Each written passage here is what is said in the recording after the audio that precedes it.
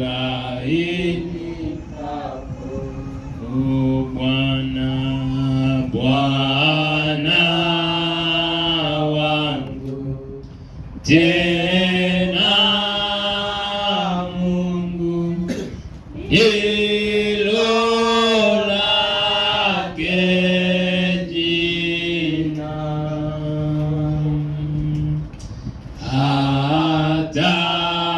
hataacha roho yangu wala kunikata.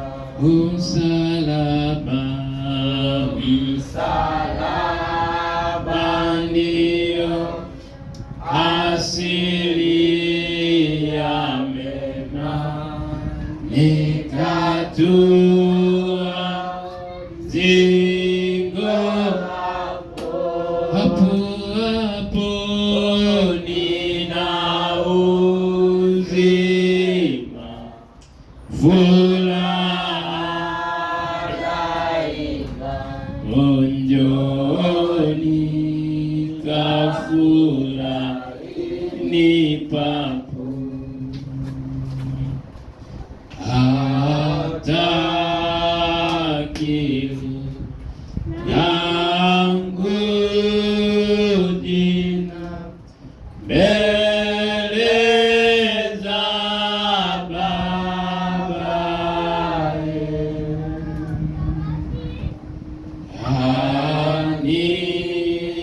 anipepa tena mbinguni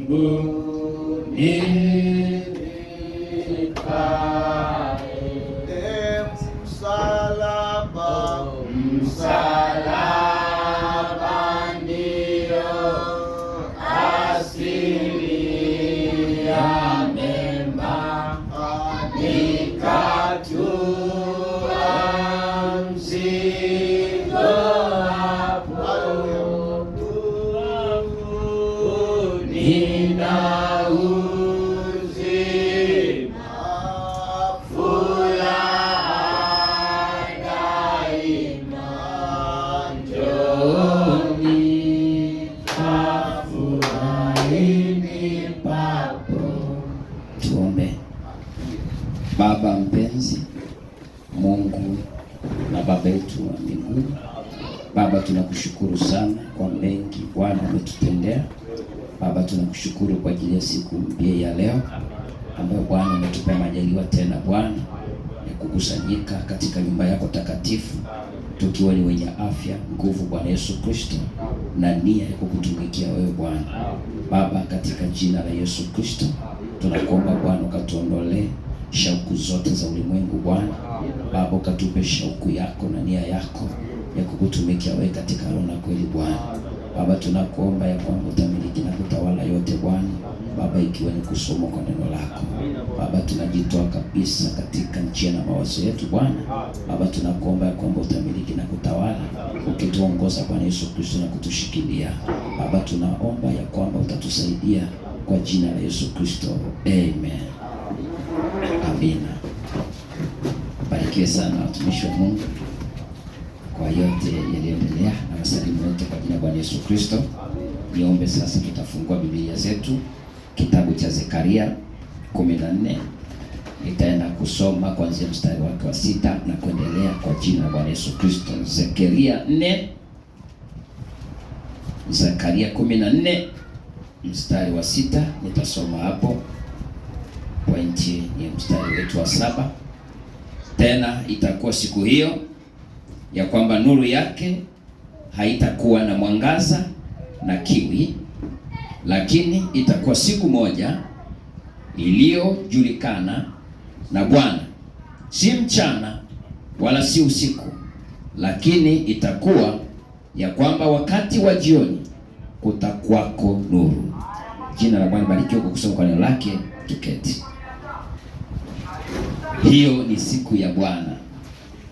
Hiyo siku ya Bwana imetabiriwa. Hiyo siku ya Bwana ina mambo makubwa. Hiyo siku ya Bwana itakuwa ni siku ya urejesho. hiyo siku ya Bwana itakuwa ni siku ya ukamilisho. Haleluya. Bwana Yesu Kristo abariki sana.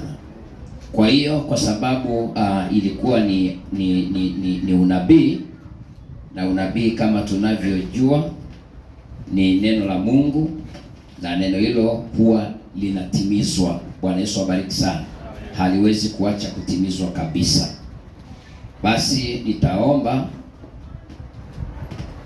nitaomba tu, kwa sababu imekuwa ni kauli mbiu yetu sisi ya kwamba wakati wa jioni itakuwako nuru, ya kwamba sisi ni wale ambao tunaishi. Bwana Yesu Kristo abariki sana, wakati wa jioni. Na kwa kuwa tunaishi wakati wa jioni, imetabiriwa itakuwako nuru, ya kwamba sisi, haleluya, Mungu atakuwa ametufanyia jambo jipya. Haleluya. Na jambo hilo ambalo atakuwa ametufanyia litatufanya tusiwe wenye kutembea katika giza. Haleluya. Haleluya. Tusiwe wenye kutembea katika giza. Ya kwamba tunajua ya kwamba dunia leo tunajua iko katika giza kuu. Giza kubwa sana. Sasa ni wale pekee ambao nuru itakuwa imewazukia, hao watajua njia wanayoiendea. Jina la Bwana libarikiwe sana. Kwa kuwa ndio imekuwa hivyo sasa, tunatamani sana kuona tofauti kati ya wale ambao wanatembea katika nuru na wale walio katika giza. Jina la Bwana libarikiwe sana. Haleluya. Hebu tuone hiyo Zekaria 14 na mstari wake wa 6. Nitarudia pale. Biblia inasema, tena itakuwa siku hiyo ya kwamba nuru yake haitakuwa na mwangaza na kiu, lakini itakuwa siku moja iliyojulikana na Bwana, yani Mungu, haleluya, na Bwana, si mchana wala si usiku, lakini itakuwa ya kwamba wakati wa jioni kutakuwako nuru. Kwa hiyo kutakuwa na siku, haleluya, ambaye hiyo siku si mchana wala si usiku, lakini itakuwepo. Baada ya hicho kipindi kutakuwako na jioni. Haleluya. Nuru itakuja jioni. Katika ujumbe wa alama ya mnyama wa mwaka 540513 540513, alama ya mnyama para ya 56, nitasoma haraka kwa sababu ziko nukuu nyingi, tutapitia hapo kupata kile ambacho Mungu wetu alimaanisha na kile ambacho ametamani sisi tuweze kukiona, kukijua na hatimaye tuweze kukamilishwa. Anasema, lakini kutakuwa na kutikiswa kukuu na ufufuo kabla tu ya kumalizika kwa majira ya mataifa, kabla ya Wayahudi kuutambua tena.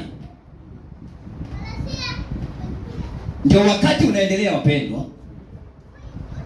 Ndio wakati unaendelea. Ndio mambo yanaendelea haya. Tunaona kutikiswa kwa namna nyingi. Tunaona upotoshaji wa kiwango kikubwa. Tunaona watu wakiingia huku, wakiingia kule, wakitoka huku, wakienda huku. Wakati tulionao ni mchache. Kumbukeni, mataifa wako tu na wakati mfupi. Utambue, tuna wakati mfupi. Hao mataifa ndo sisi. Wakati tulionao ni mfupi wa neema. Biblia ilisema wangekanyaga kuta za Yerusalemu. Yesu alisema hata majira ya mataifa yatakapokwisha. Hiyo ni kweli. Kuna wakati uliopangwa wa kumalizia. Uko wakati umepangwa kumalizia. Hautafanya wewe umalizike, sitafanya mimi nimalizike au simalizike. Ni yeye aliyeupanga. haleluya, ndiye mwenye uwezo, haleluya, wa kufanya huo utimilike. Lakini hata hivyo siku zinaenda, anasema nasi tunaona mambo waliofanya kule nyuma, tunaona ishara na maajabu zilizoambatana nao, jinsi Kristo alivyowaambia, jinsi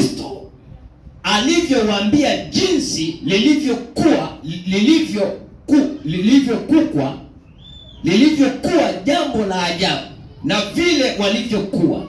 Kisha nuru ikaangaza kufifia zaidi na zaidi ikatoweka.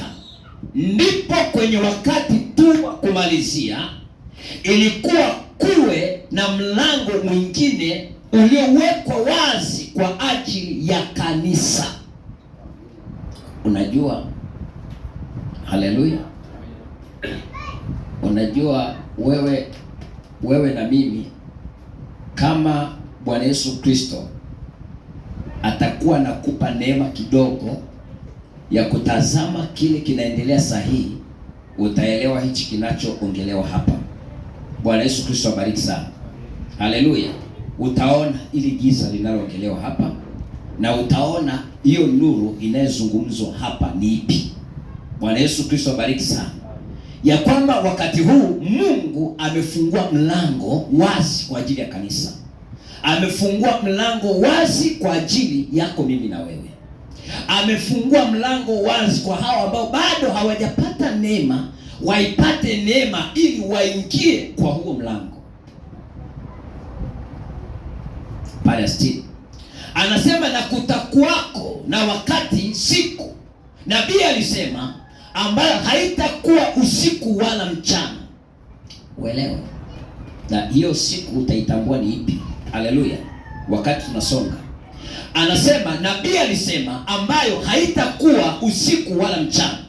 Kwa maneno mengine, kungekuwa na nuru, bali itakuwa na mawingu. Mnaona, siku yenye mawingu, lakini wakati wa jioni kutakuwako nuru. Ni picha nzuri namna gani? Na wakati mchana ulipopambazuka kwenye siku hii yenye mawingu, hiyo inamaanisha kutakuwa na vita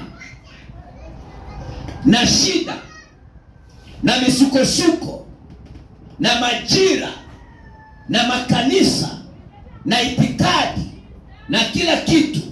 Haitakuwa na nuru wala giza. Sasa unaweza ukaanza kupata angalau, haleluya, ufunuo kidogo ya kwamba hiyo siku ni ipi. Haleluya, hiyo siku ni ipi? Hiyo siku ina matukio. Haleluya, hiyo siku ina matukio. Sikiliza vizuri, hiyo siku ina matukio. Anasema, na wakati mchana ulipopambazuka kwenye siku hii yenye mawingu, hiyo inamaanisha kutakuwa na vita na shida na misukosuko na majira, haleluya, na makanisa na itikadi na kila kitu. Haitakuwa na nuru wala giza. Itakuwa ni wakati ambapo tunajua kwamba kuna Mungu na kuna Injili, bali wao hawawezi tu kuyafahamu hayo. Ndio wakati huu ya kwamba mambo yote haya yanaendelea. Itikadi mbalimbali zinaendelea, madhehebu mbalimbali yanafunguliwa, imani za aina mbalimbali zinatungwa, haleluya, vitabu vya aina mbalimbali vinatungwa, haleluya, na Injili inaendelea. Na hata hivyo watu wanasema ya kwamba wanamjua Mungu, lakini haleluya, hawawezi kuyafahamu haya yanayonenwa.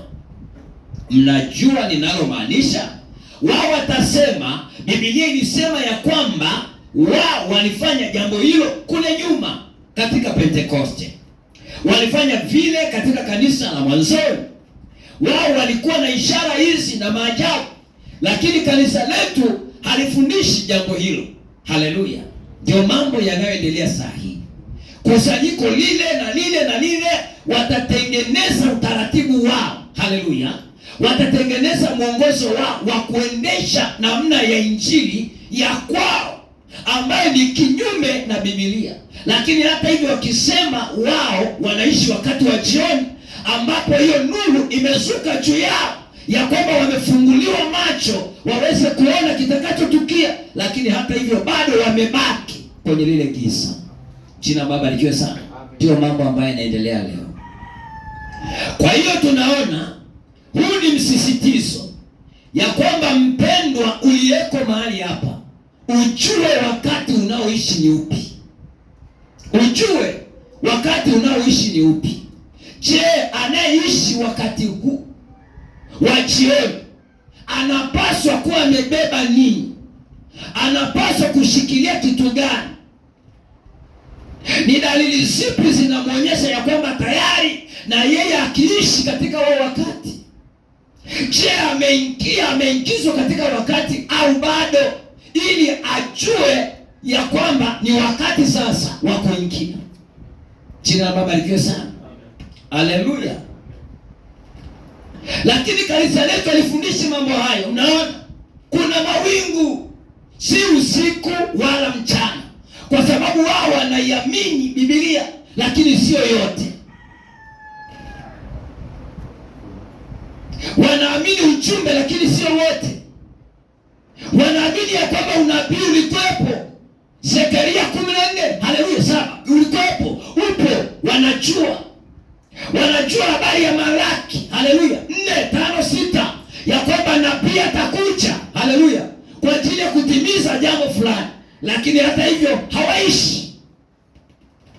Wananukuu lakini hawaishi. Hawatembei kwa huo mwongozo.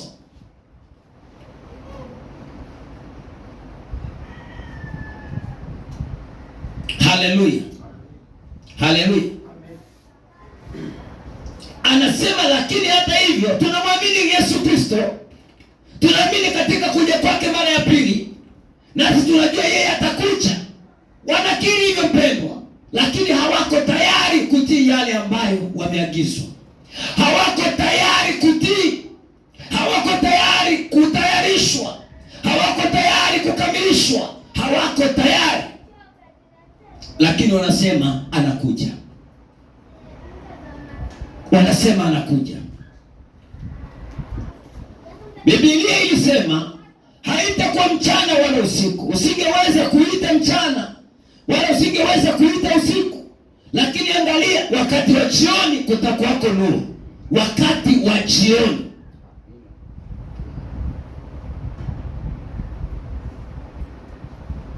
Mpendo, ukiona ya kwamba unaishi kinyume na maagizo, na hata hivyo unaamini kilichoandikwa kwa akili, ujue kwako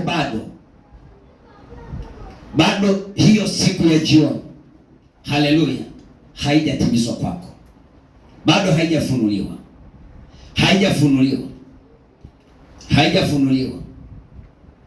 Kutakuwako wakati wa jioni.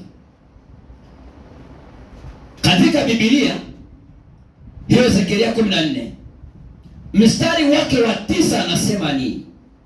Anasema naye Bwana atakuwa mfalme juu ya nchi yote. Siku hiyo Bwana atakuwa mmoja na jina lake moja. Chini nchi yote itageuzwa kuwa kama Araba, toka Geba mpaka Rimoni. Haleluya. Upande wa kusini wa Yerusalemu.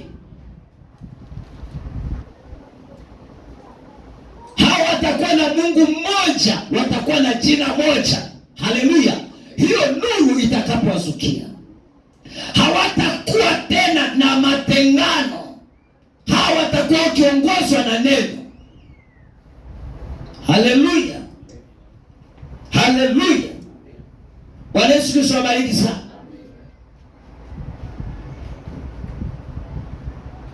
Na mstari wake 11 anasema na watu watakaa ndani yake, wala hakutakuwako na laana tena, lakini Yerusalemu utakaa salama.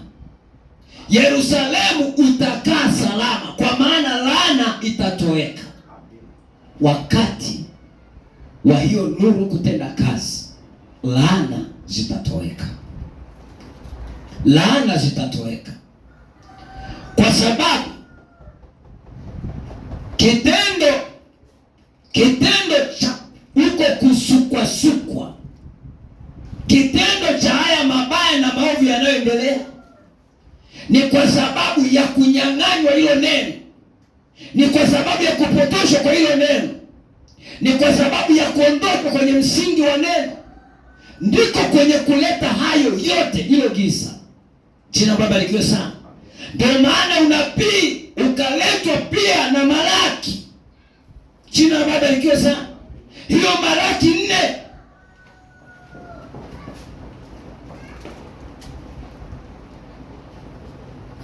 utisome hiyo Malaki 4 na mstari wake wa 5. Angalieni, nitawapelekea Elia nabii kabla ijaja siku ile ya Bwana iliyokuu na ya kuogofya, naye atageuza mioyo ya baba iwalekee watoto wao na mioyo ya watoto iwalekee baba zao, ili nisije nikaipiga dunia kwa laana. Wanaopigwa kwa laana ni nani? Leo tunaona maangamizi yakiendelea katika dunia, laana ikipiga dunia tena. Kwa nini? Kwa sababu watu wanadamu wameacha kutembea katika mapenzi makamilifu ya Mungu aliye hai. Na sasa unakuja unabii, linakuja neno, haleluya, kuwarejesha watu katika baraka, kuwarejesha watu katika upendo, kuwarejesha watu katika nguvu za kiungu. Haleluya, haleluya, nguvu za kushinda uovu, nguvu za kushinda dhambi.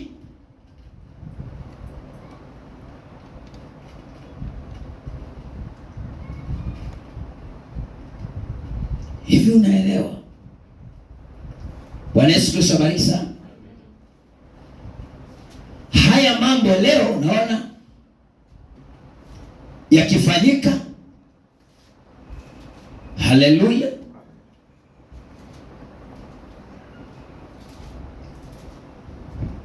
Unaona,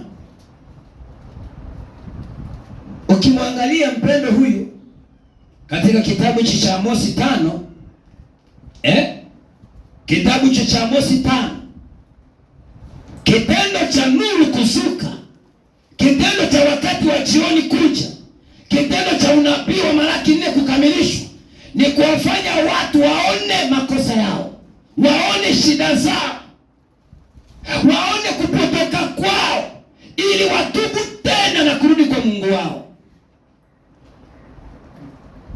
Hakuna mtu anataka kurudi kwa hiyo njia. Sikiliza Amosi 5 na mstari wake wa 4, Biblia inasema hivi: maana Bwana atawaambia hivi, nyumba ya Israeli, nitafuteni mimi nanyi mtaishi, nitafuteni mimi nanyi mtaishi. Maana bila kumtafuta yeye hakuna atakaishi. Jina la Bwana barikiwe sana. Haleluya, haleluya. Bali msitafute Betheli, wala msiingie Gilgali, wala msipite kwenda Beersheba, kwani Gilgali hakika yake itakwenda utumwani na Babeli itakuwa ubatili. Haleluya, haleluya. Haya ndio mambo ambayo saa hii tunaongea yanaendelea. Wako watu wamechagua njia zao, wanaziendea wao peke yao, na huku tunaona ya kwamba yako maonyo. Jina Baba likiwe sana. Yako maonyo, yako maonyo, yako maonyo, yako maonyo. Mstari wa 12 anasema, maana mimi najua jinsi maasi yenu yalivyo mengi na jinsi dhambi zenu zilivyo kubwa, ninyi mnaoonea wenye haki, mnaopokea rushwa na kuwageuza wahitaji langoni wasipate haki zao. Ndio maisha ambayo wapendwa tunaishi leo. Ndio maisha tunaishi leo. Ulimwengu unaishi katika maisha kama haya. maisha ya udhalimu yakiendelea, kutenda mema kukiwa hakuna kabisa. Lakini hata hivyo tukisema ya kwamba tunaenda na kwamba tumerejeshwa, lakini matokeo yake ni nini? Hatuoni matokeo. Haleluya, hatuoni matokeo. Kwa sababu nini kinapaswa kuonekana? Bwana Yesu Kristo abariki sana. Haleluya. Tuangalie katika ujumbe huu uigaji wa Kristo kwanza, kabla tujaenda mbali zaidi. Uigaji wa Kristo, tuone kwa nini njia hii unawezaje kurudi. Haleluya.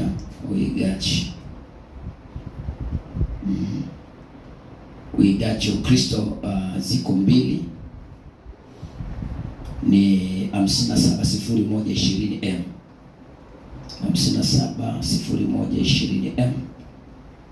Nitaanzia kidogo hapa kwenye ibara ya 40 na kitu. Nataka tuone kitu fulani hapa. Bwana Yesu abariki sana. Para 46 kidogo tagusa hapo. Nabii anasema, haleluya. Ndio alikuwa ameingia tu sasa, amekaribishwa akisalimia na mambo mengine kama haya. Bwana Yesu abariki sana. Akasema kama yanibidi kutaja kwa dakika chache asubuhi ya leo. Ilikuwa ni asubuhi. Mke wangu aliniambia hivi majuzi, kasema, Bili, kama ungeweza kupunguza mahubiri yako kufikia dakika 30 badala ya saa 2 na dakika 30, nafikiri yangekuwa na ufanisi zaidi. Masaa 2 yaondoke katika mahubiri ya mtumishi wa Mungu. Dada akaona hayo mahubiri yangeminywa kiasi cha nusu saa, yangekuwa na ufanisi zaidi.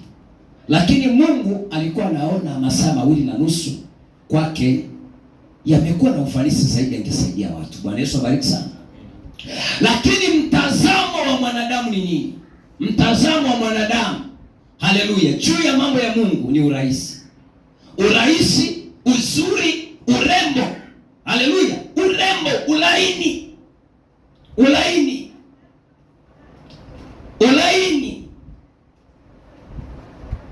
Hayo yangempendeza mwanadamu anayeishi wakati huu wenye giza. Haleluya, wakati huu wenye giza. Sasa hii mitazamo na hizi spirit, hizi roho zinaondoshwa tu, haleluya, kwa hilo neno la Mungu. Haleluya, kutoka mahali husika na kwa wakati husika. Jina Baba barikiwe sana. Huu ndio wakati, haleluya, wa kila mmoja kukimbilia kujua agizo la Mungu wake ni nini. Agizo la Mungu wako ni nini? Agizo la Mungu wako ni nini? Kwa hiyo anamshauri nabii, anamwambia ungepunguza muda wa kuhubiri, ukafanya ukawa mchache, watu wasikae sana. Watu wanachoshwa, wanachoka, wana mambo ya kufanya. Ungefupisha kidogo. Mitazamo hii wapendwa, imekuwa ikileta shida sana. Imekuwa ikileta shida sana kwamba yamkini ni mtu fulani anafanya, ya kwamba tena sio ajira, si mtumwa tena, bali yeye ni mtendaji, yeye ndio mhusika. Hapana, mhubiri ni chombo, hana anachojiundia, hana anachojitengenezea, ni chombo kinachotumiwa tu. Kwa nabii alikuwa ni chombo ambacho kilikuwa kinatumiwa na Mungu kufikisha ujumbe wa wakati huu, kwamba watu warejee katika msingi, watoke katika msingi huo wa kidhehebu, msingi wa ulimwengu uliopotoshwa, watu walioandaliwa kwenda katika maangamizi. Mungu akatuma mtumishi wake alete ujumbe, na ujumbe huo haukuwa mbali na maandiko. Ujumbe huo uko kwenye maandiko ya kwamba ni wakati wa jioni ndio jambo hilo lingetukia, wakati kila kitu kimeshindwa. Haleluya! Wakati kila kitu kimeshindwa, yeyote ameshindwa, mwanadamu ameshindwa, viongozi wameshindwa. Haleluya! Viongozi wakubwa wameshindwa, mashirika makubwa yameshindwa, Umoja wa Mataifa umeshindwa, sayansi imeshindwa, uchumi wa dunia umeshindwa. Ndipo sasa nitawaokoa. Haleluya, haleluya. Nami nikasema, nabii akasema, kadri ninavyokupenda na kadri ninavyojua kuwa hiyo ni kweli, lakini unaona, sina mwingine wa kuniongoza ila Roho Mtakatifu, ila Roho Mtakatifu. Wako watu leo wangepangiwa na wake zao cha kwenda kuhubiri na wangetii, kwa sababu ni wao wanaohubiri, hawana kiongozi, hawajarejeshwa.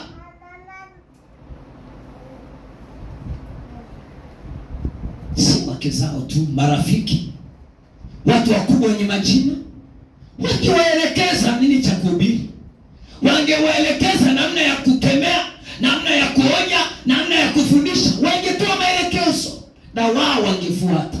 Kwa nini? Kwa sababu hawajui wakati wanaoishi. Huu si wakati wa kuongozwa na mwanadamu, huu si wakati wa kuongozwa na chama fulani. Huu ni wakati wa kuongozwa na Roho Mtakatifu kupitia neno lake. Jina Baba likiwe sana. Haleluya, haleluya. Wala sijui zaidi ya kuendelea kuzungumza tu. Haleluya. Unapoendelea kunisukuma mbele. Kwa hiyo hivyo ndivyo ninavyopaswa kufanya. Na hata ninaposimama, wakati yeye anabariki na wakati habariki, basi mimi ni mtu mwenye mashaka, na kusanyiko langu vivyo hivyo, na kila mhudumu mwingine anayezungumza kwa uvuvio atakubali kuongozwa na Roho Mtakatifu. Tofauti na hapo, kusanyiko litakuwa shidani.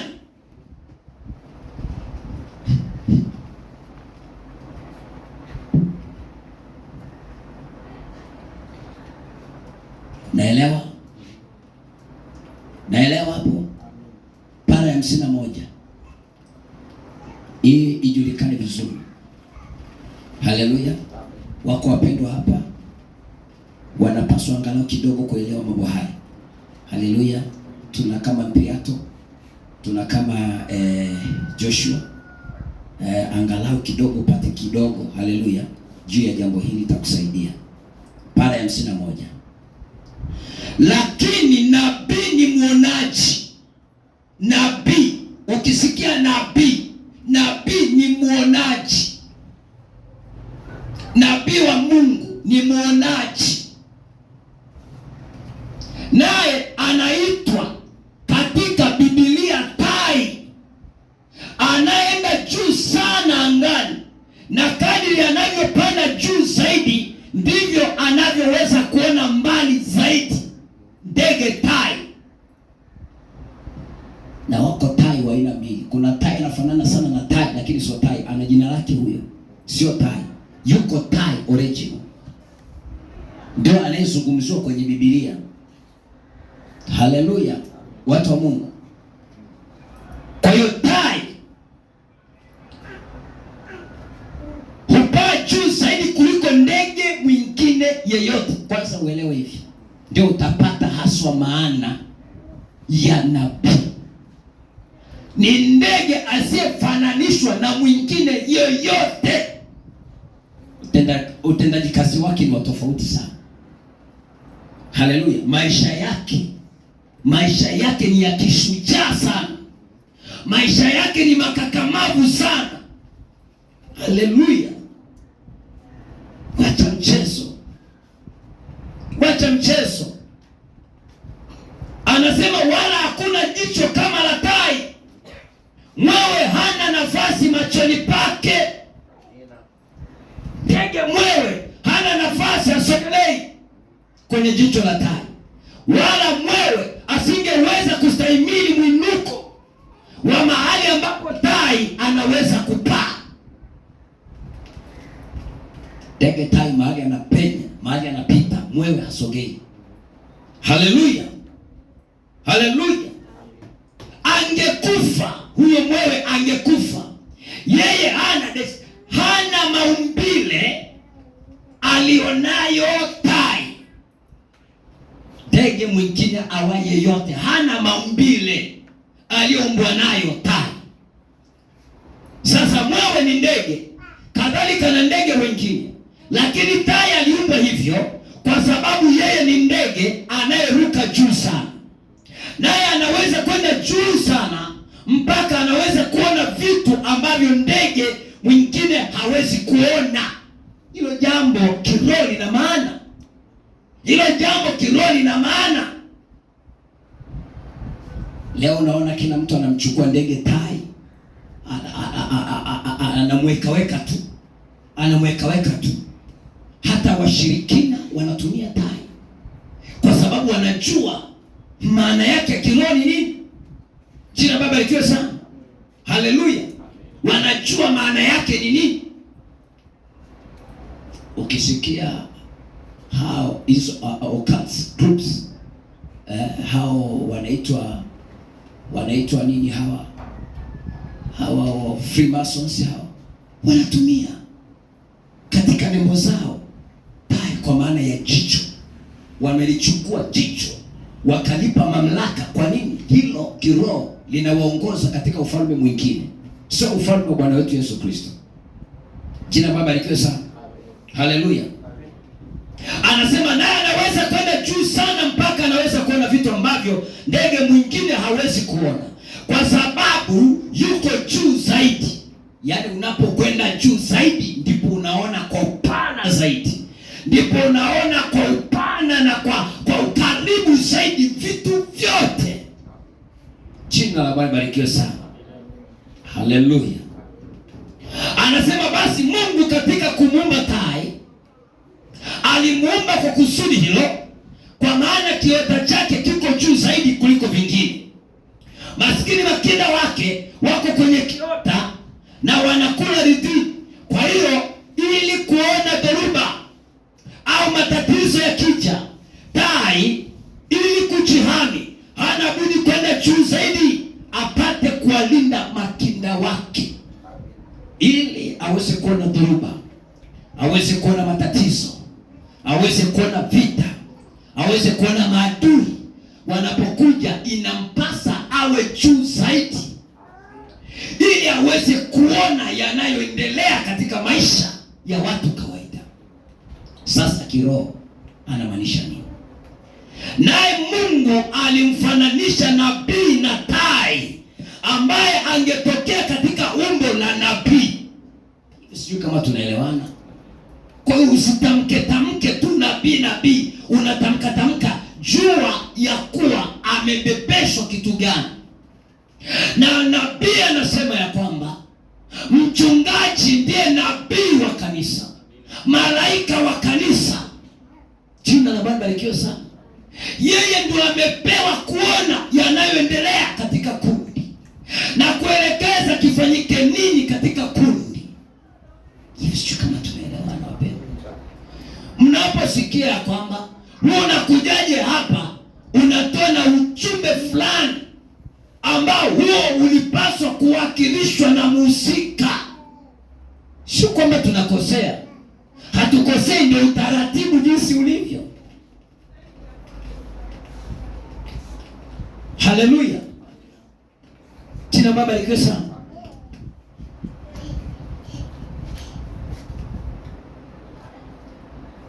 Naye Mungu alimfananisha nabii na tai ambaye angetokea katika umbo la nabii. Yeye ni mwonaji ambaye katika roho hupanda juu kupita mihemko wa kanisa. Kwa hiyo wakati mihemko ya kanisa inaendelea, haleluya, huyo nabii mchungaji, haleluya, yeye anakuwa yuko juu over. Kwa hiyo mihemko anaijua ya kwamba hii ni mihemko. Haleluya, haleluya. Ikiwa ni mihemko ya kunena kwa lugha, mambo mengine yote anajua hizo roho ni zipi, ameonyeshwa. Haleluya. Uvamizi unapoingia imejulikana, adui anapoingia imejulikana. Kwa nini? Amewekwa maalum kwa ajili ya kusanyiko. Jina Baba likiwe sana. Haleluya, haleluya. Yeye ni mwonaji ambaye katika roho hupanda juu kupita mihemko wa kanisa, anapita mdundo wa muziki, anapita kupiga makofi. Haleluya. Unajua yako makofi mengine yanapigwa na watu stadi ambao wameingia katika roho za uzinzi, wanapiga makofi. Mchungaji kama hayuko sawa anabebwa. Wako wapiga vinanda, wazinzi, washerati, waimbaji wenye roho za kuzimu, hao wakitembea, ikiwa huyo nabii mchungaji hayuko sawa, anachukuliwa na mdundo. Huyu aliyetumwa na Mungu, aliyoko na Mungu, anapita yote.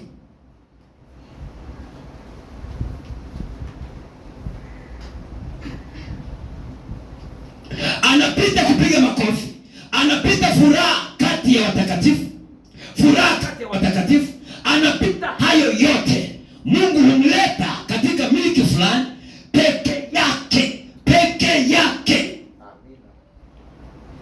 ana jukumu maalum. Haleluya. Kisha yeye anamfumbua macho, naye anamruhusu atazame huku na huku kuona mambo yajayo. Anafunguliwa macho, anatazama huku na huku, anaona mambo yajayo. Haleluya, haleluya. Anaona mambo yajayo kabla hayajatukia, tayari yameshaonekana. Bwana Yesu Kristo abariki sana. Haleluya, haleluya. Naye anamruhusu atazame huku na huku na kuona mambo yajayo, kisha anamrudisha chini. Haleluya. Alimpandisha juu zaidi katika ulimwengu wa roho, akamchukua katika ulimwengu wa roho, akamwonyesha mambo yajayo, alafu anamrudisha katika kundi. Haleluya.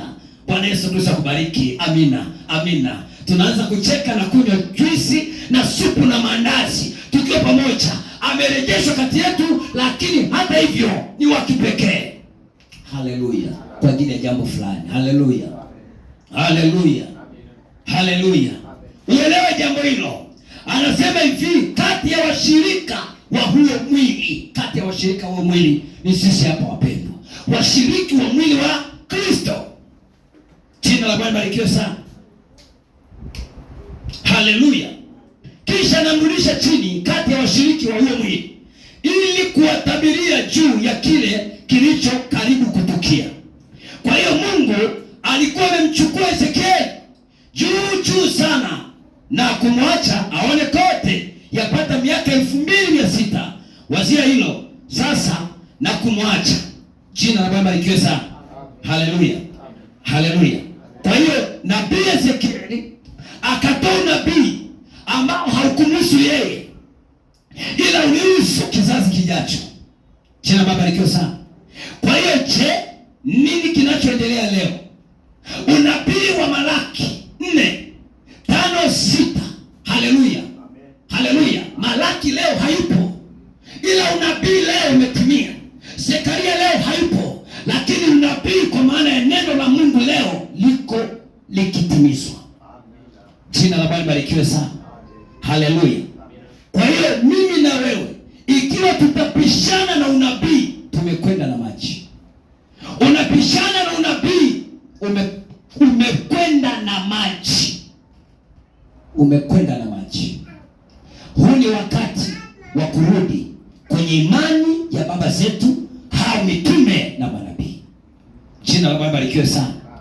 Sasa wako wengi ambao wako nje, bado wako kwenye giza, na tunaona ya kwamba mjumbe, kwa maana nabii, haleluya, ambaye sasa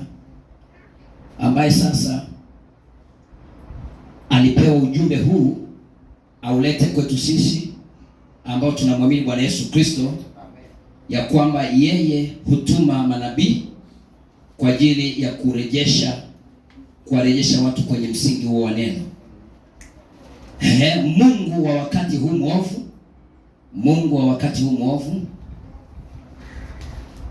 Mungu wa wakati huu mwovu, uko ujumbe mmoja tu. Mungu wa wakati mwovu, taenda para ya 50, para ya 54, tuone. Kuna roho za aina mbili ambazo zinaoperate duniani. Bwana Yesu Kristo abariki sana. Haleluya. Wewe ambaye unakaa katika hali ya kuchoka, unaweza ukatoka kidogo nje ukafanya jambo fulani ukarudi. Haleluya, kwa sababu ujumbe huu sasa unakuhusu wewe, na ikiwa hautaki sasa kumaanisha itakuwa ni shida kwako. Anasema kuna roho za aina mbili. Nabii anasema katika para ya 56 anatuonyesha ya kwamba kuna roho za aina mbili. Anasema moja ya hizo ni Roho Mtakatifu wa Mungu, huyo mwingine ni roho ya Ibilisi ikitenda kazi katika udanganyifu. Watu wa dunia sasa wanajichagulia. Kwa hiyo wewe ukiwa uko hapa, haleluya, utajichagulia unatamani kutembea na roho aina gani. Haleluya. Unajua si unachagulia ukiwa kanisani, utachagua ukiwa hapa unataka kutembea katika roho ipi na roho ya namna gani.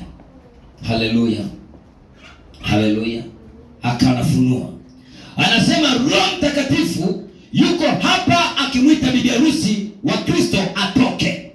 Kwa hiyo Roho Mtakatifu siku zote, haleluya, huwa anamwita bibi harusi wa Kristo atoke kwenye uharibifu, atoke kwenye giza, atoke kwenye udhaifu, atoke kwenye dini, atoke kwenye machafu yote na namna zozote za kutegemea kingine chochote.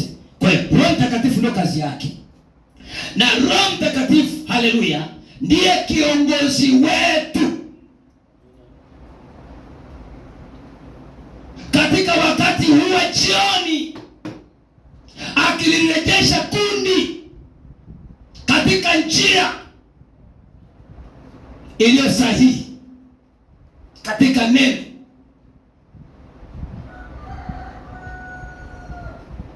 Roho Mtakatifu yuko hapa akimwita bibi harusi atoke, bibi harusi wa Kristo atoke. Yeye anafanya hivyo kwa kuthibitishia neno lake la ahadi kwake, kwa kumthibitishia neno lake la ahadi kwake kwa ajili ya wakati huu, akionyesha kwamba hilo ni Kristo. Kwa Roho Mtakatifu hawezi kukurejesha mahali bila kukuonyesha maandiko. Si tunasoma maandiko, tunasoma neno ya kwamba je, tufanye nini? Je, tutembeeje? Roho Mtakatifu anatuonyesha, anatuelekeza kwa neno, anatuthibitishia ni kwa neno. Kama kidole kinapaswa kusogea katika wakati huu, kidole kitasogea. Yaani kama ndio maelekezo, kidole kitasogea. Kama mguu unapaswa kusogea wakati huu, huo mguu utasogea. Kama jicho linapaswa kuona katika wakati huu, jicho hilo litaona. Mnaona? Roho wa Mungu wakati anapokuwa akifikia kimo kikamilifu cha Mungu, ndio wakati tunaoishi sasa. Wakati Roho Mtakatifu akifikia kimo cha ukamilifu, ndio wakati tunaoishi sasa. Ni wakati wa Mkristo kukamilishwa.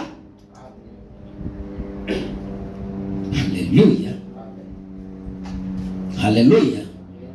Roho Mtakatifu yuko hapa akidhihirisha ujumbe wa wakati huu, naye Roho Mtakatifu anafanya jambo hili ili kwamba watu wamwamini Mungu, wataitwa watoke kwenye mchafuko huu. Yani unaitwa wewe ili umwamini Mungu na utoke kwenye mchafuko. Haleluya! Kwenye misukosuko.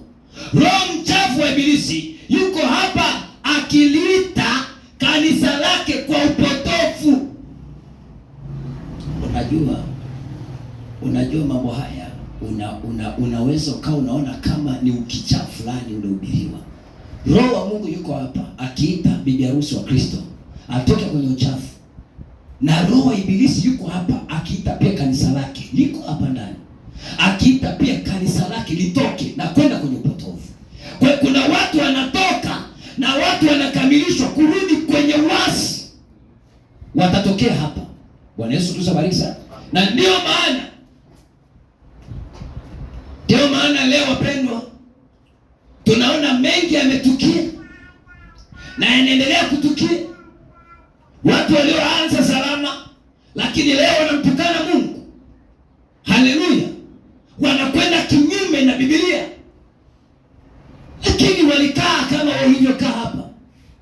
Hatimaye roho wa ibilisi akawachukua, na roho wa Mungu yuko na hao walio wake akiendelea kuwakamilisha.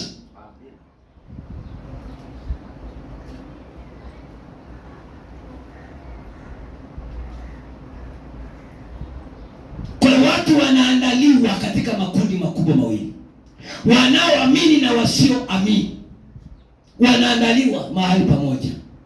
Bwana Yesu Kristo abariki sana. Haleluya! Angalieni likirudi moja kwa moja kwenye wakati ule wa mbegu tena kutoka Eden. Hii hapa tena mbegu tena pale Eden inarudi tena wakati huu wa mwisho.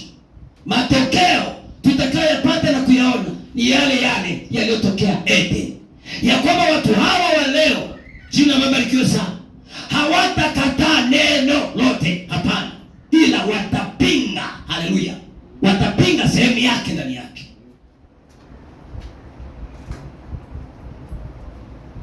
Para 59 anasema shetani hakutoka na kusema lo, vema, hilo hata si neno la Mungu. Shetani hakusema hivyo pale Eden. Yeye alikubali hilo lilikuwa neno la Mungu, lakini aliweka fasiri yake mwenyewe kwake, ambapo Mungu aliwaambia dhahiri wasifanye jambo hilo. Jambo hili ninalifanyia nini? Linaleta nguvu ya upotevu, watu wauamini uongo na wahukumiwe nao. Sasa ukitaka kusoma jambo hilo, Wathesalonike wa pili mlango wa 2 na mstari wa 11 utasoma huko baadaye. Kwa hiyo huko kulifasiri neno unavyotaka wewe, ninavyotaka mimi, kunatengeneza, haleluya, nguvu ya kupotea kutoka kwenye hilo neno. Nguvu ya upotevu ni spiriti, hiyo ni roho ya kupinga neno la Mungu aliye hai. Para 61 kuleta nguvu za upotevu kama Biblia ilivyosema ingefanya. Wathesalonike wa pili hapo mlango wa 2:11. Sasa mtu huyu wa kuasi angetokea na kuketi katika hekalu la Mungu. Hivi umesikia? Kwa hiyo huyu mtu mwovu anayepinga neno la Mungu angetokea na kukaa kabisa katika hekalu la Mungu. Anakaa kabisa katika hekalu la Mungu, akijionyesha nafsi yake kwamba alikuwa Mungu, na kuwafanya watu waingie katika nguvu za upotevu, wauamini uongo na wauamini watahukumiwa na huo.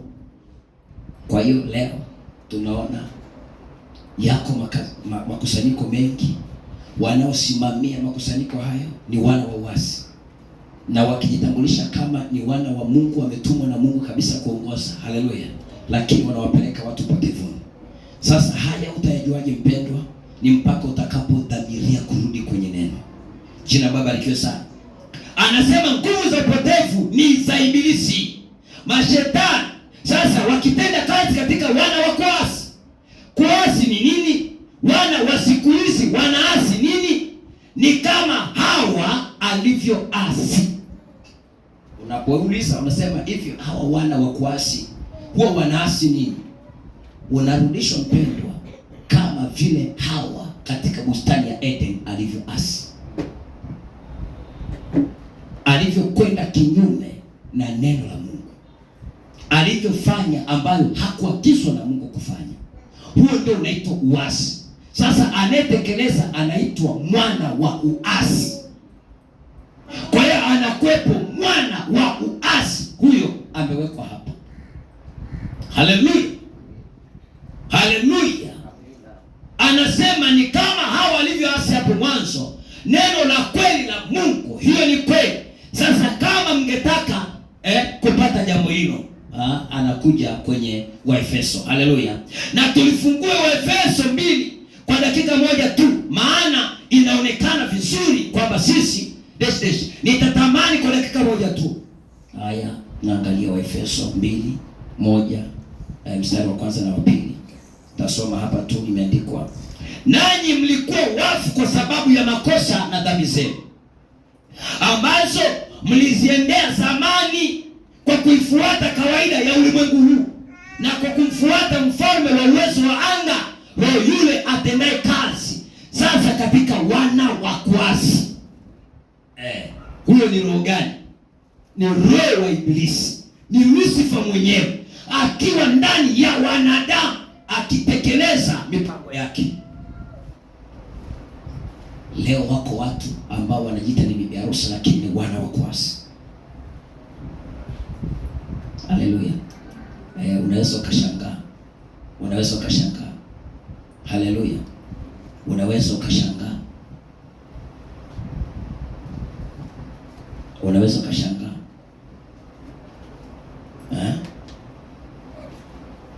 Unaweza ukashangaa. Hapa nabii para 64, Luka 64, uone hichi ambacho kila siku Roho wa Mungu akishuhudia, Roho wa Mungu akilisukuma, Roho wa Mungu akilichochea. Haleluya. Ili watu waweze kujua kinachoendelea katika maisha yao ni nini, waweze kupambanua, ujue vile ulivyojengwa. Je, uko kule au bado, au tayari umetolewa? Sijui kama tunaelewa mambo haya. Wanasema no, hapana, haya nabii hajafundisha. Nataka nikwambie mpendwa, nataka nikwambie ndugu yangu, haujajua ya kwamba tayari umekwisha kuasi neno la Mungu na bado unaendelea na ushirika, na bado unaendelea na ushirika. Itakuwa ni vigumu sana. Hebu angalia hii para 64. Anasema hivi, ulijua wewe mwanzo wako.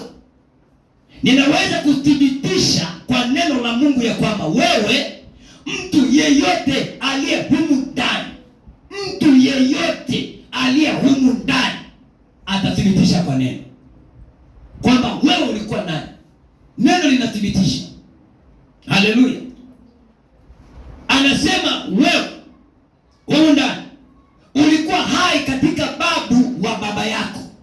Wewe na mimi tulikuwa hai katika babu wa baba yangu.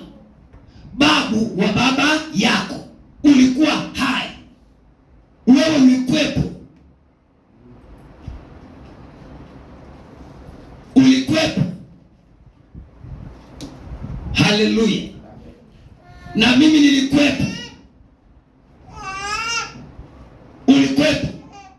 Na babu wa baba yako ulizaliwa kupitia kwa babu, halafu baba yako, halafu wewe. Unajua jambo hilo? Biblia ilisema, ninaamini ni Waebrania 7, ya kwamba Melkizedeki, Ibrahim aliporudi kutoka kuwapiga wafalme, Ibrahim alimpa Melkizedeki sehemu ya 10 ya nyara zote. Na huyo hapa Paulo akisema sasa ya kwamba Lawi alipokea sehemu ya 10. Alikuwa bado, yeye alitoa sehemu ya 10 kwa kuwa alikuwa yuko bado katika viuno vya Ibrahimu hapa alipokutana na Melkizedeki. Kwa hiyo lolote alilofanya Ibrahimu, ndipo tunaona ya kwamba Lawi alikuwa katika Ibrahimu wakati huo, ambaye alikuwa mzaa babu yake. Ibrahimu akamzaa Isaka, Isaka akamzaa Yakobo, Yakobo akawazaa wazee wetu Lawi. Sasa basi, unaona hapa kunaonekana wazi kuchaguliwa tangu zamani. Haleluya, haleluya. Kwa hiyo ikiwa wewe ni mteule, jina barikiwe sana, ni kwamba haujajileta, ila ulikuwa kwenye uzao. Jina barikiwe sana. Haleluya, haleluya, haleluya. Sasa katika jumbe hizi ninataka kukutilia mkazo mambo niliyowaambia katika ujumbe wa nuru ya jioni. Jina Baba barikiwe sana. Sasa unasikia, huu ni mpango wa wateule akileta, haleluya, ushahidi wa kwenye Biblia. Haleluya. Leo naweza nikaleta ushahidi wa ukoo wangu. Leo unaweza ukaleta ushahidi wa ukoo wako. Haleluya. Ukapimwa kwenye maandiko, je, ni sawa? Huo ndio uzao? Unakuta hapana. Sasa unapaswa kutoka kwa huo ili ujie uzao huu. Haleluya. Ukiwa na tabia zote za Kristo ndani yako.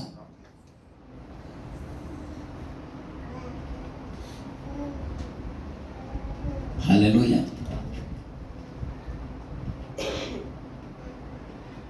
Wako watu wanatembea wanasema wao ni bibi harusi, na hata hivyo bado wanajiita wao ni wa Machame, wanajiita wao ni wa Meru, sijui wanajiita wao ni wa Masai, sijui wa Baribegi na mambo mengine kama hayo, sijui wa Gita na mambo mengine kama hayo. Ni kwamba hawajaelewa wanakoenda ni wapi. Haleluya. Hawajaelewa wanakoenda ni wapi. Wanaabudu Mungu mwingine huku wakiabudu miungu mingine. Ni jambo la hatari sana. Bwana Yesu Kristo bariki sana. Sasa tunaona kwamba kanisa lilikataa kukubali neno la Mungu lisiwatawale, na likamkubali Baraba badala yake. Sasa kama unataka maandiko juu ya jambo hili, ni Mathayo 27:15 mpaka 23. Kama unataka maandiko, hili lilifanya nini? Lilifanya kazi mahali gani? Leo hii ndivyo jinsi ambavyo ulimwengu huu unavyoona. Umemkataa Mungu, unakataa kurudi, haleluya, kwa Mungu, unachagua ulimwengu. Unachagua ulimwengu. Ndio hali tunayotembelea leo. Lakini utasikia tuko kwenye nuru ya jioni. Haleluya. Haleluya. Sikiliza. Anasema tamaa ya shetani ilikuwa kuabudiwa kama Mungu. Na sasa hii haijaisha. Haijaisha. Hiyo tamaa ya ibilisi haijaisha. Leo hii tunaona katika wakati huu jinsi ambavyo mambo haya yameendelea kuwa mabaya kuliko ilivyowahi kuwa. Tamaa yake ikifanya kazi katika kiwango cha ajabu sana. Tamaa ya shetani ilikuwa ni kuabudiwa kama Mungu.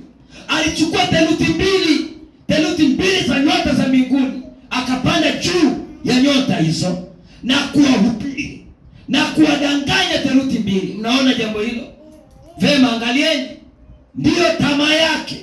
Na sasa yuko tayari kwa bibi harusi wake aliyechaguliwa kwa uangalifu, akasomeshwa kwa maarifa yake. Mnaona, akajipodoa na udanganyifu na majumba makubwa makubwa na madhehebu makubwa makubwa na rangi za mataifa za maarifa na teolojia, na ni mwerevu na ni mwenye bongo nyingi na amesoma apate kudanganya ulimwengu mzima na kuwa ni Mungu. Hivyo ndivyo amefanya.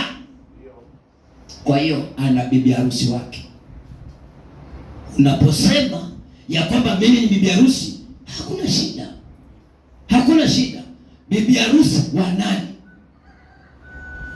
Bibi harusi wa nani?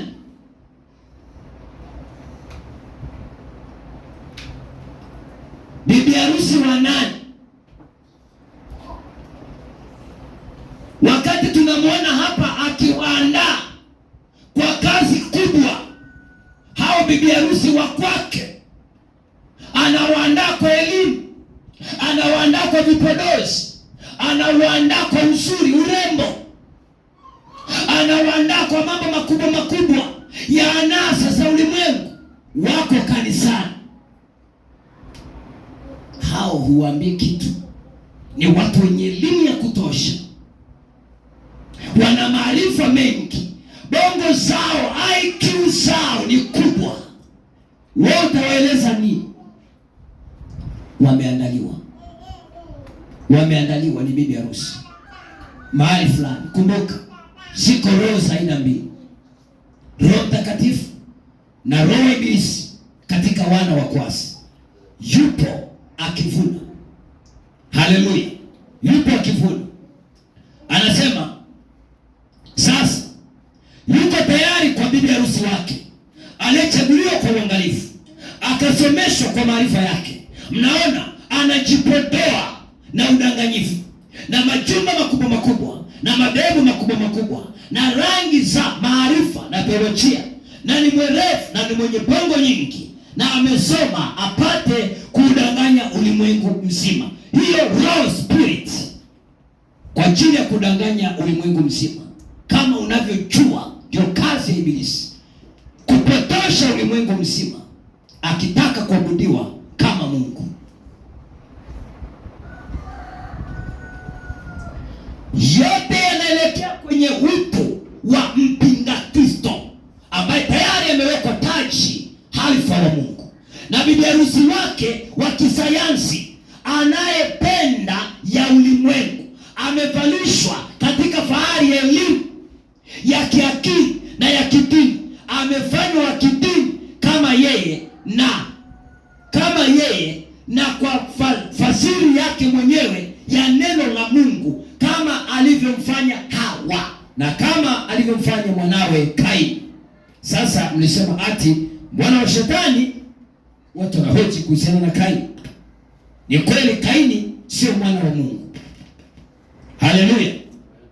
Kwa hiyo unaona, huyu mpinga Kristo tayari amewekwa taji halifa wa Mungu na bibi harusi wake wa kisayansi anayeyapenda mambo ya ulimwengu. Kwa hiyo yuko bibi harusi. Haleluya. Huyu ni wakili sana. Muda wote utakuta ni mtu wa shangwe. Muda wote ni mtu wa shangwe. Hana shida. Huyo hana shida. Kila kitu anaona ni shwari. Kwa nini? Nabii wake alimwambia hakuna ubaya. Alimwambia hakuna mauti. Alimwambia hakuna kuzimu. Alimwambia hakuna ziwa la moto. Kwa hiyo yeye anamwambia hakuna magonjwa. Anamwambia hakuna shida, hakuna mateso. Yaani yeye ni washangwe. Muda wote anakuwa ni washangwe. Sikiliza mpendwa, mambo yatakayotukia. Na pia anasema para 80 hapo, namalizia katika ujumbe huu. Anasema angalia yale atakayofanya, mawazo yake. Yeye alifikiri Mungu aliishi katika urembo wa kiulimwengu. Ni wangapi leo hawafikiri mambo haya? Yaani wewe ukiona chochote, haleluya, ukiona maviatu yametengenezwa na magamba ya nyoka, unakimbilia unavaa. Mikanda ina magamba ya nyoka, unakimbilia unavaa. Mikanda imeshonwa imetengenezwa kwa shanga, unakimbilia. Maviatu ya shanga, unakimbilia. Yaani kila kitu unafikiri Mungu yeye ni mrembo. Mungu sio mrembo.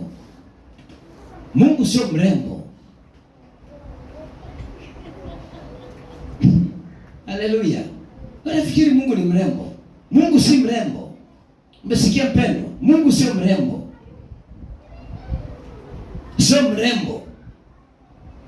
Angalia mawazo yake atakayofanya. Yeye alifikiri Mungu aliishi katika urembo wa ulimwengu. Yeye alifanya jambo hilo mbinguni.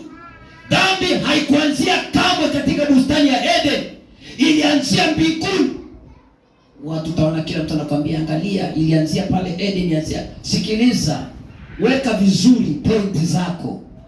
Uelewe vita ilikoanzia, ili basi umaanishe. Bwana Yesu abariki sana. Hapa vita ilianzia mbinguni. Uasi ulianzia mbinguni. Yeye alifanya jambo hilo mbinguni. Dhambi haikuanzia kama katika bustani ya Edeni. Ilianzia mbinguni wakati Lucifer, mwana wa asubuhi, alipojinua katika uzuri na kutaka ufalme unaopendeza zaidi kuliko ule wa Mikaeli. Naye alidhani ya kwamba Mungu aliishi katika uzuri. Mungu haishi katika uzuri wa urembo wa dunia. Akataka kubadilisha mazingira, kwa sababu Lucifer ni beautiful, yeye ni mrembo. Haleluya! Anapenda mambo ya nasa. Leo watu wanataka kujiweka namna hiyo, wakiwa katika ibada wanataka kujiweka namna hiyo, wakifikiri Mungu anaangalia urembo wao. Mungu haangalii urembo wako. Mungu anataka unyofu wa moyo.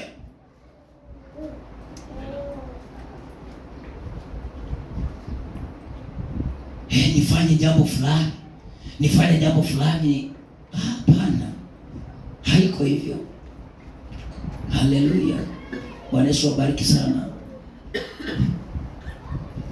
Haleluya! Naona ujumbe na wewe unakimbia. Naomba sasa tutamalizia na ujumbe wa mwisho kabisa. Bwana Yesu awabariki sana. Nitaruka ujumbe mmoja, tulikuwa na ujumbe mmoja.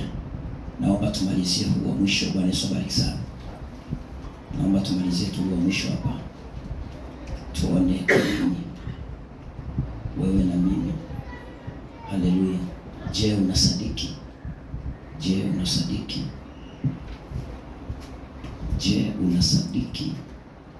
wa 60:04:02. Je, unasadiki hayo? Ujumbe wa je, unasadiki hayo? Nitaenda kusoma para ya 66. Para ya 66. Sasa ni kweli kabisa, tunaona kuto kurudi kwa maandiko na kuto kurudi kwenye neno la Mungu. Huku tunaona ya kwamba kabla ulimwengu haujanaswa na haujaangamia katika dhambi, Mungu anataka sisi tutoke, turudi kwake.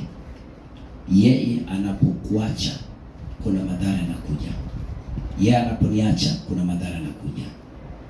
Haleluya. Para ya 66 nabii anasema, na wakati Yesu alipoondoka nyumbani kwako, anapoondoka nyumbani kwako, Yesu Kristo, neno la Mungu linapoondoka nyumbani kwako, shida iko njiani. Kumbuka tu, anapoondoka nyumbani kwako, shida iko njiani. Unaporuhusu mashirika ya umma na kadhalika kuendeshwa kikamilifu kanisani kwako,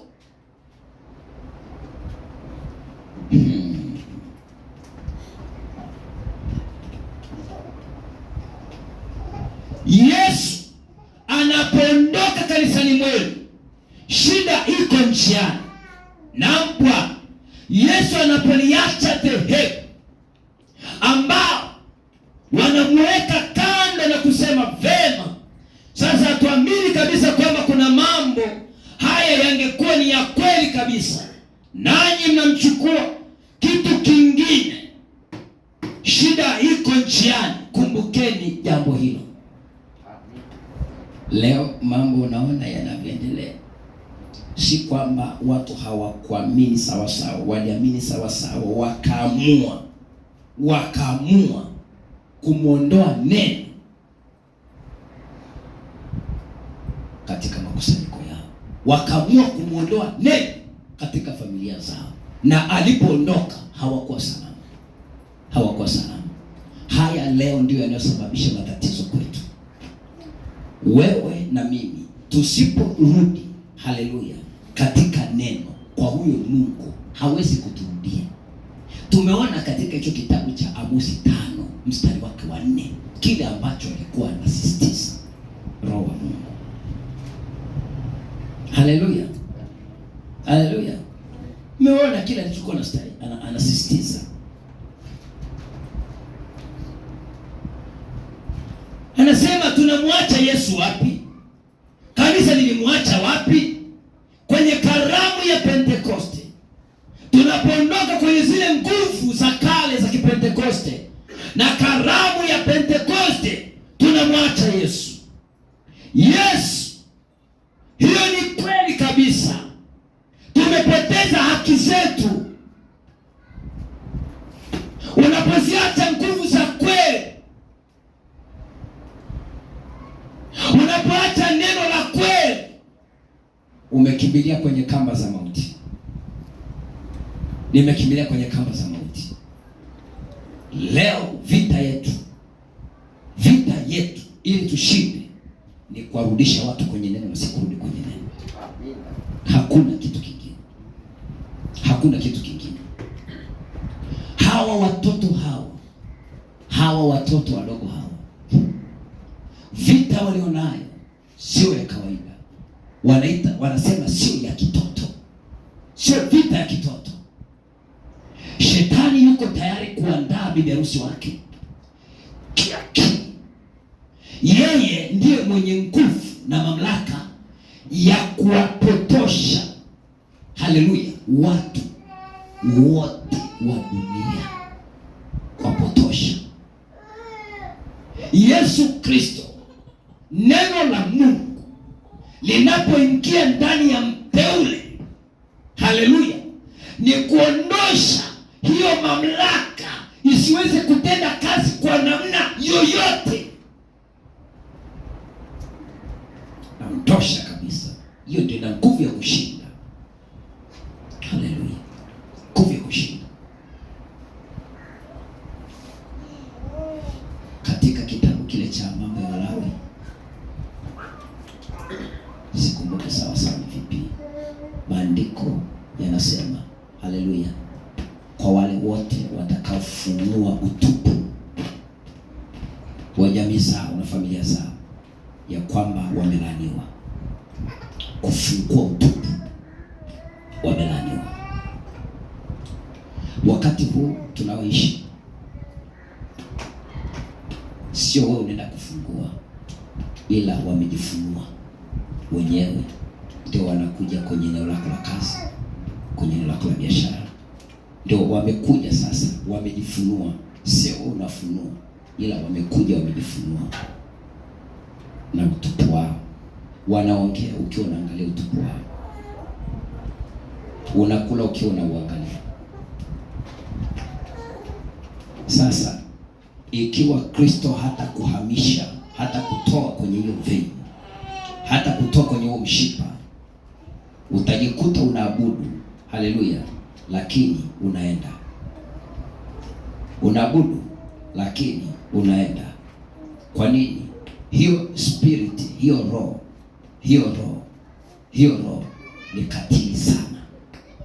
Unaposikia sasa hichi ni kizazi cha Sodoma na Gomora, sio uongo, ni halisi. Ni halisi.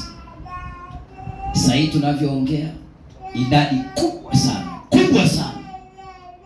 ya uhalifu na uharibifu, chombo kinachotumika vibaya sana katika dunia hii ni mwanamke.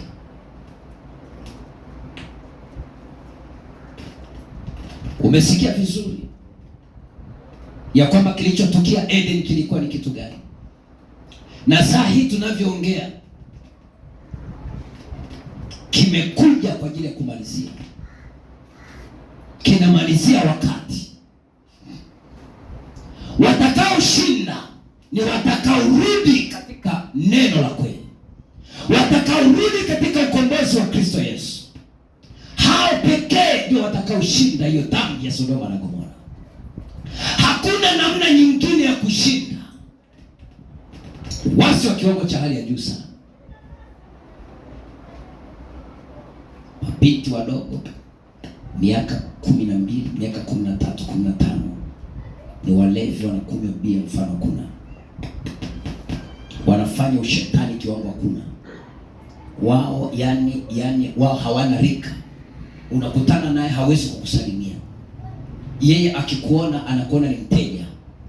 Akikuona umekaribia anakuona ni mteja. Kwa hiyo ana act kiuteja. Haleluya. Anaongea na wewe kiuteja ya kwamba sasa unasemaje? Unasemaje? Saa ngapi? Kwani una shilingi ngapi?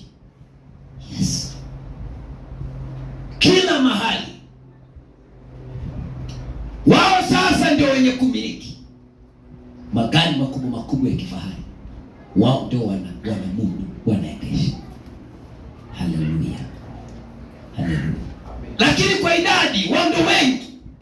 Yes. Ndio wengi.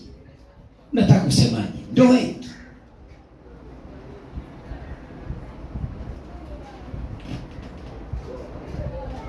Waliokubali kupotoshwa kwa kiwango kikubwa ni wao. Nasemaje?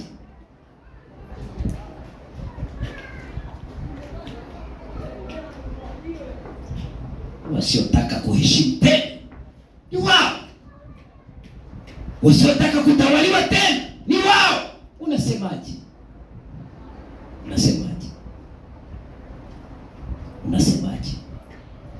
Utaponaje?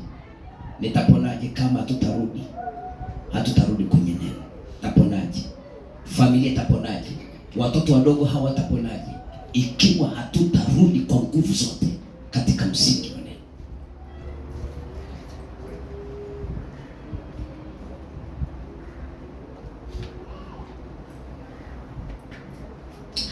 Leo unaweza ukaona haya yanaongeleka na si ya kawaida.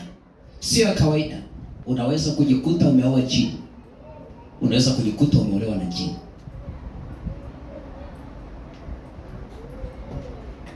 Usipokuwa makini.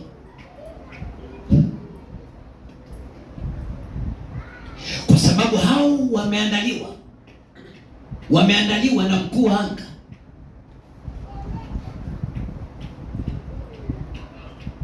Ukiwaangalia unawapenda, unawatamani.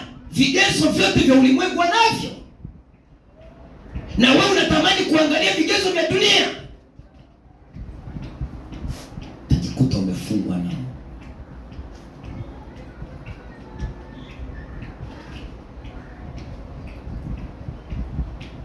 Utakopaje usiporudi? Haleluya.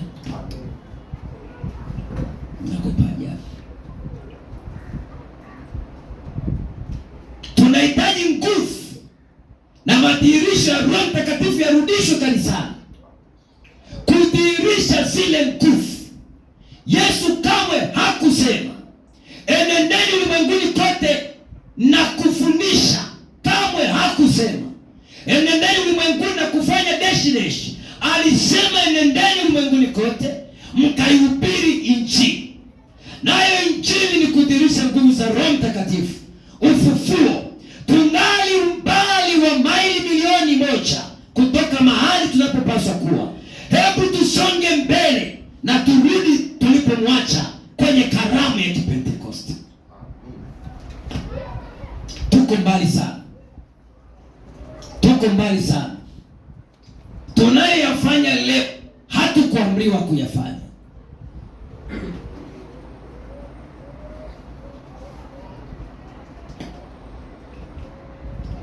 Yatubidi kupelekwa nyumbani mbinguni juu ya kitanda cha maua ya raha, wakati wengine walipiga vita wakashinda tuzo na kuabiri kwenye bahari zenye damu.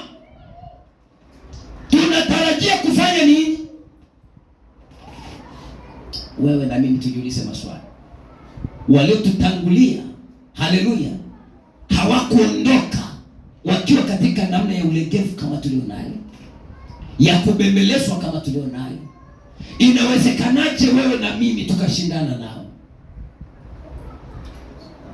Inawezekanaje? Anasema sharti nipigane kama inanibidi kutawala. Kama inakubidi kutawala katika hii dunia, inakubidi kupigana. Inakubidi kupigana kama unataka kutawala. Nikaona bwana mmoja ameandika kwenye bajaji yake, akaandika kwenye bajaji yake hivi,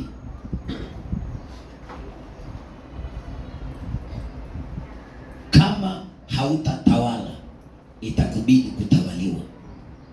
Kama hautatawala itakubidi kutawaliwa.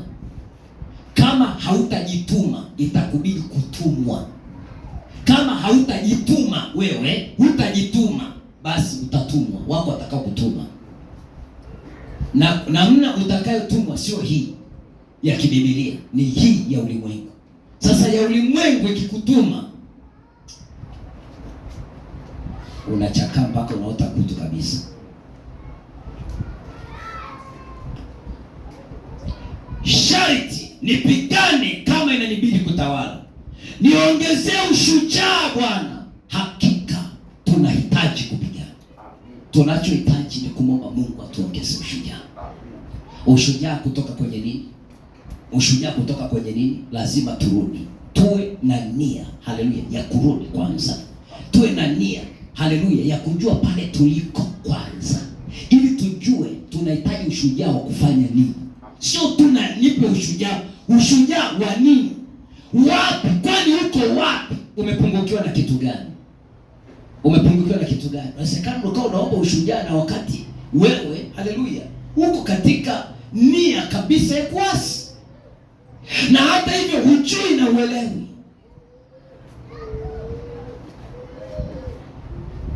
Anasema hatuhitaji dhehebu jipya, hatuhitaji jengo jipya la kanisa. Tunachohitaji leo hii ni uhamisho wa Kipentekoste, wa mtindo wa kale huko nyuma misituni, wa mbingu za bluu unaoangamiza dhambi, uliozaliwa pale Pentekoste na umerudi kanisani tena, nguvu za Roho Mtakatifu tena kumleta Yesu jukwani. Hayo ndio mambo ambayo tunahimizwa kila siku. Ujumbe huu, haleluya, ni kuturejesha kwenye hizo nguvu ambazo hizo zimetolewa, zimechukuliwa, umeporwa, nikachwa ni mtupu. Leo hii najazwa na kila kitu cha ulimwengu. Mungu anataka kutoa yote ya ulimwengu ndani yako. Anataka kutoa yote ya ulimwengu ndani yako, aweke yaliyo ya kwake, akufanye uwe mkamilifu.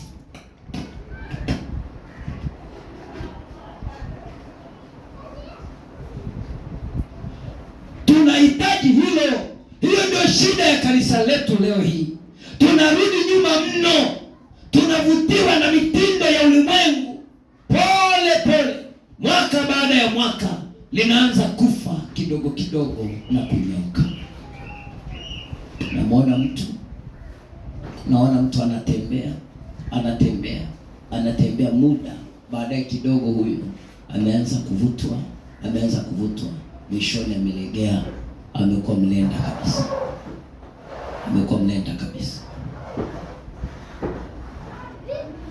Ndio hali ya kanisa. Usifikiri watu walianza hivyo. Nasi tunaona wakati Yesu alipoondoka, mauti yaliingia. Yesu anapoondoka kanisani mwenu, nguvu za Roho Mtakatifu zinaondoka kanisani mwetu, linaanza kufifia na kufa, na baada ya kitambo kidogo halina kitu. Sasa Yesu alipoondoka, mauti yaliingia. Leo jinsi ulivyokuwa ni wakati wa huzuni. Usione haya yanaongelewa, ni wakati wa huzuni. Ikiwa huoni huzuni, haleluya, itakuwa ni jambo la kusikitisha sana mpendwa. Jambo la kusikitisha sana, kwa maana huna macho, haujaona sawa yanayoendelea. Ni giza kuu sana mpendwa. Wakati unasonga mbele, unaona kama huoni, itafika wakati unatembea unashangaa umemwagea tindikali. Yes, hujafanya chochote, lakini kwa sababu ya uovu na uasi, haleluya, watu wanakuwa vichawa kwa wenda wasimu. Unatembea unashangaa umedungwa kisu. Yes, umedungwa kisu. Unashangaa umetemewa mate. Chochote kinaweza kikakutukia tu. Haleluya. Kinaweza kutukia tu. Kwa nini? Uovu. Wakati unapinga, haleluya, wakati unapinga ndipo Mungu atakuweka mahali pake. Wakati umenyamaza kimya, haleluya, yatanikuta.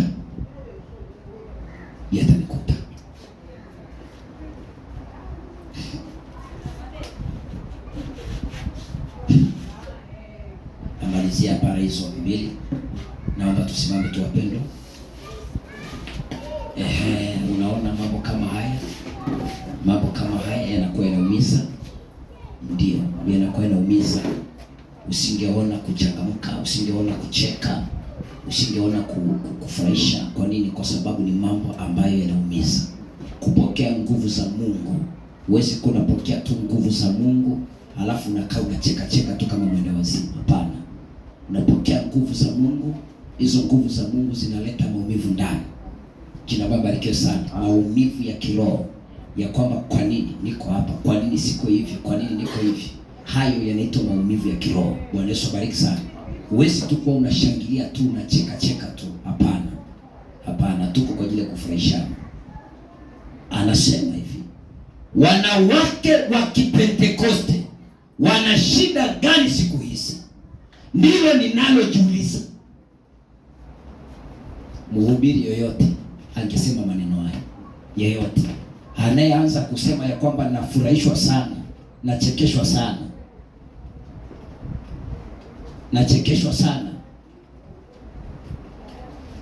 nasema hivi, narudia, wakati haujabadilika. Huu wakati unaoishi ni wakati mwovu, haujabadilika. Kwa hiyo, haleluya. Kwa hiyo leo alichokiona nabii wa Mungu alichokiona ndicho mimi naona, na wewe ndio unapaswa kuona. Hauruhusi kuona tofauti na hichi kilichoandikwa. Wewe umekuwa nani wewe? Umekuwa nani utuonyeshe mambo mengine? Unatuhadisia mambo mengine ambayo hatuyaoni kwenye Injili. Haleluya. Haleluya. Hivi ina maana hatuoni? Kwani nyinyi hamuoni? Sikiliza. Anasema hivi, wanawake wa Kipentekoste wana shida gani siku hizi? Ndilo ninalojiuliza, jinsi wameondoka kwenye uaminifu wa kale. Kwani ni uongo?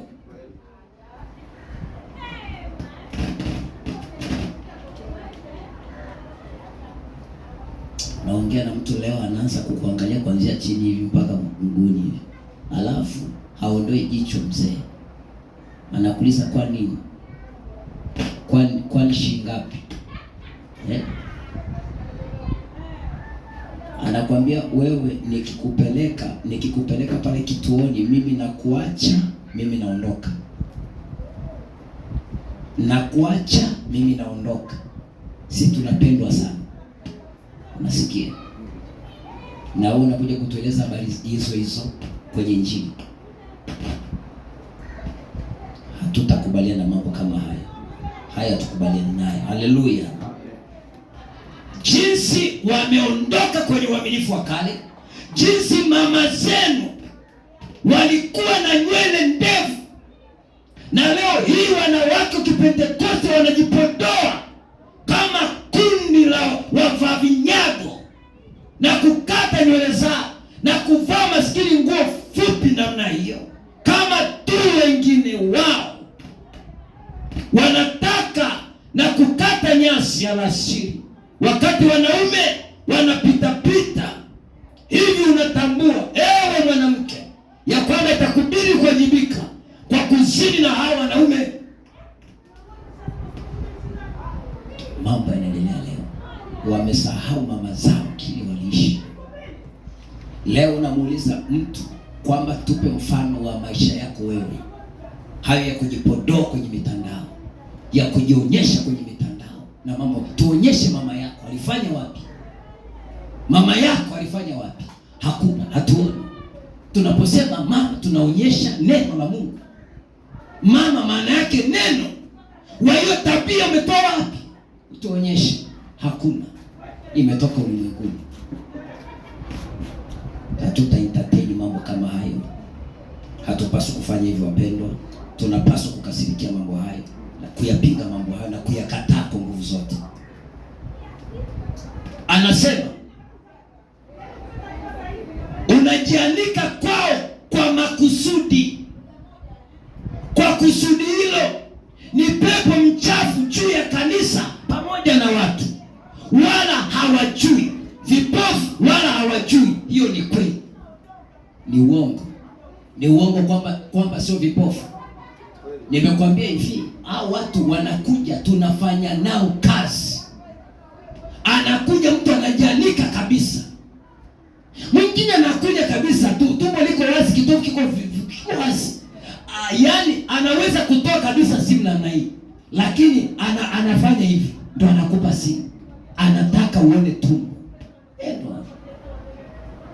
Ndo nasema sio vipofu hao, sio vipofu. Kwa hiyo na maana hatuoni yanayoendelea, hatuoni. Huyo unamuona wakati fulani unakuta ndio daktari tena daktari yuko na PhD, yuko na PhD, utamkuta mahali fulani.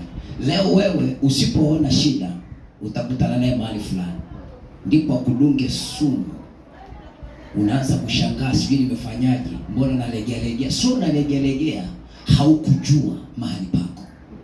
Hao wanaishi katika jamii hii, wameandaliwa katika jamii hii. Mungu anatutaka tujue mahali petu, alafu tujue cha kuongea na Mungu juu ya hawa waasi. Haleluya! Kwa maana tunaishi nao katika jamii. Lolote wanaweza wakafanya ikiwa sisi hatutawapinga. Ikiwa sisi hatutawapinga, watafanya kwa watoto wetu. Ikiwa tutapinga haya, ikiwa tutaona haya, ni wakati wa kuona uchungu dhidi ya Ibilisi anavyokandamiza na kutaka kuwafilisi wanadamu. Ni ndugu zetu, ni dada zetu wanaonewa na shetani. Labda mtasema sina haki kusema hivyo kama mwinjilisti. Vema, sina budi kufuata mwongozo wa Roho Mtakatifu. Hayo tu ndio ninayeweza kusema. Ninyi kama nikikutana nanyi kwenye hukumu, basi haitanibidi kuwa na damu yenu mikononi mwangu. Ondoka kwenye kila eneo linaloonekana kama la shetani. Kamba, ondoka humo. Sijali ni nyota wangapi wa television, wewe yuko hapa kama nyota wa television, wewe ni binti ya Mungu. Wako watu walikuwa ni mastaa wa kwenye television, watu maarufu kwenye television. Nabii anasema hapana, mimi sikuoni na sikutazami kama nyota television, na kutazama kama binti wa Mungu. Kwa hiyo acha yote nyota mahali fulani, acha yote umaarufu mahali fulani, utamani kuwa binti wa Mungu, kuyaacha yote ulimwengu. Tunaambiwa hivi, tutoke kwenye jambo lolote, mahali popote ambako panaonekana ni pa shetani, ondoka, kimbia mahali hapo. Wako atembea uchi, unapokuwa umeona, geuza shingo yako, achana nao, acha kufuatilia. Unapoendelea kufuatilia, mpendwa, kuna roho fulani itakuingia. Hiyo roho ikikuingia haitakuacha.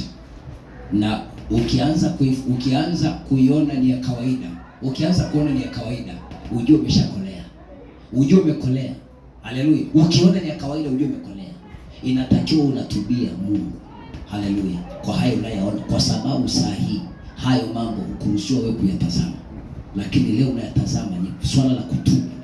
Mungu hajabadilika, neno lake liko vile vile, halijabadilika. Wewe umeambiwa usifunue tupo mama yako, unaona kabisa huyu ni mama kabisa anatembea, unaanza kukimulia tu macho, unakimulia macho, unalaniwa, unasema sijui nini. Ndio neno la Mungu litakupa maarifa ujue namna ya kuishi. Haleluya! Bwana Yesu Kristo abariki sana. Mungu wa mbinguni awabariki wapendwa. Naomba tuishie tu hapa. Sasa ni wakati wako wewe mpendwa na mimi kuona ya kwamba je, nuru ya jioni imeleta nini kwangu? Nuru ya jioni imeleta nini kwangu? Unabii huu umeleta nini kwangu? Roho wa Mungu ameleta nini kwangu? Je, ameleta geuzo lolote ndani yangu? Ama bado naona kuna shida, naona bado kuna tatizo? Ni wakati wa kukimbilia, haleluya, madhabahuni pake. Ni wakati wa kumkimbilia Mungu, ya kwamba sasa sisi bado tumepungua sana. Kama mtumishi wa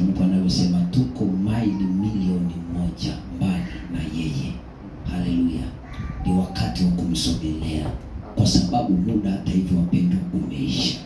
Muda umeisha, tumeambiwa wakati ni mdogo tulio nao saa hii. Uovu ndio umefanya sisi tumechelewa mpaka saa hii. Kuna watu bado hawajaingia, wanatakiwa waingie, mchezo uishe. Bwana Yesu Kristo bariki sana. Huu ni wakati wa kupaza sauti na kulia. Bwana Yesu Kristo bariki sana. Au tumalizie na Isaya 40 wale mstari wa 6, si ndio wapendwa? Hebu tusome Biblia tuone. Isaya 40. Nakumbuka neno hili. Nakumbuka neno hili kila wakati. Isaya 40 na mstari wa 6 anasema, sikiliza ni sauti ya mtu asemaye lia. Nikasema nilie nini? Wote wenye mwili majani, na wema wake wote ni kama ua la kondeni. Majani yakauka, ua la nyauka, kwa sababu pumzi ya Bwana yapita juu yake. Yakini watu hawa ni majani. Naposema nilie nini mpendwa?